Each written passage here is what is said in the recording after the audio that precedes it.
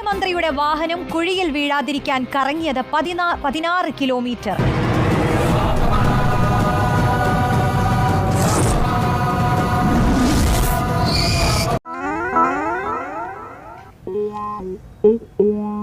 നന്നായിട്ടുണ്ട്.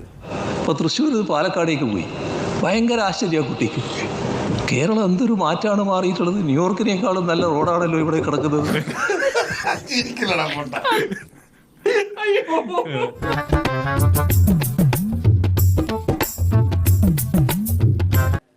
പിന്നെ ചൂടാണ്ട് AC ഒന്നും ഇല്ല. അത് സംസ്ഥാനത്തിന്റെ ആദരണീയനായ മുഖ്യമന്ത്രി, നിങ്ങൾ ഈ റോഡ് കാണണം, ഈ വഴിയിലൂടെ സഞ്ചരിക്കണം. ഞങ്ങളൊന്നും കാണുന്നുമില്ല, കേൾക്കുന്നുമില്ല.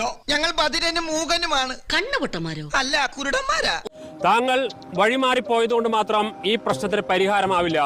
ജനങ്ങൾ അത്രയേറെ രോഷത്തിലാണ്. തലതിരിഞ്ഞ രാഷ്ട്രീയക്കാർ നാടിനെ സേവിക്കുമ്പോൾ നാടിന്റെ തലയിലെടുത്ത് തേയും. അത് കേരളത്തിന്റെ വിധി.